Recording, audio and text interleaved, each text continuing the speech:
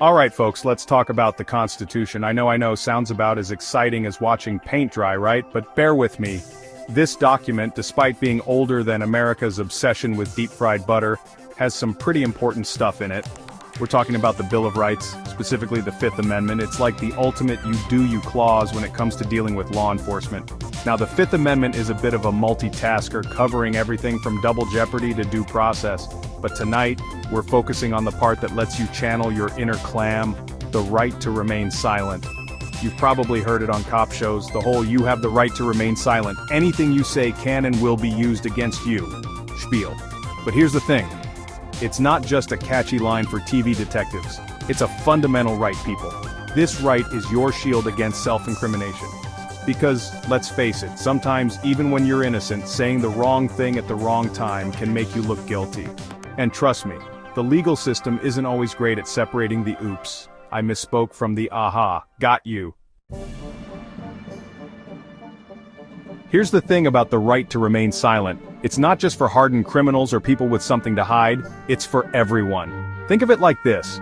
You wouldn't want to navigate a minefield without a map, would you? Well, the legal system can feel a lot like a minefield, and your right to remain silent is your map. You see, even a seemingly innocent comment can be twisted or taken out of context. Maybe you're trying to be helpful. Maybe you're nervous and rambling, or maybe you just forgot what you had for breakfast, let alone the details of the incident in question. Whatever the reason, what you say can be used against you, and the prosecution is not exactly known for being sympathetic to your case. Remember, you are not obligated to incriminate yourself. That's not being difficult, that's being smart.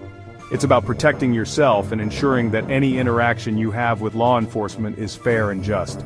And if you're ever unsure about whether or not to answer a question, well, there's a simple solution for that.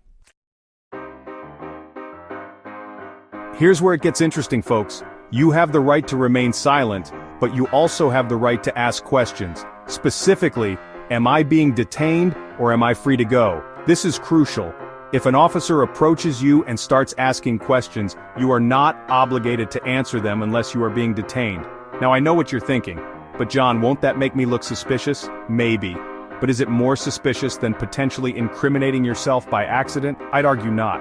Remember, the burden of proof lies with the prosecution. They need to prove you did something wrong, not the other way around. And here's the thing, politely asserting your rights is not disrespectful. In fact, it shows that you understand the law and are taking your civic duty seriously. It's about setting boundaries and ensuring that any interaction you have with law enforcement is conducted within the bounds of the law. Now I know what you're thinking. John, this is all well and good, but does this Fifth Amendment thing actually work in real life? You bet it does. There are countless cases where individuals who exercised their right to remain silent were later cleared of wrongdoing. Take, for example, the case of Miranda versus Arizona, the very case that gave us the Miranda warning we all know and love. Ernesto Miranda, accused of kidnapping and assault, confessed to the crimes after hours of interrogation without being informed of his right to remain silent. His conviction was overturned because his Fifth Amendment rights were violated. This case, and many others like it, highlight why understanding and asserting your rights is so important. It's about protecting yourself, ensuring a fair legal process, and holding law enforcement accountable. Remember, knowledge is power. By understanding your rights, you're taking control of the situation and ensuring that justice is served. So, the next time you find yourself in a situation where you're unsure about what to say, remember the Fifth Amendment. It might just be your best defense.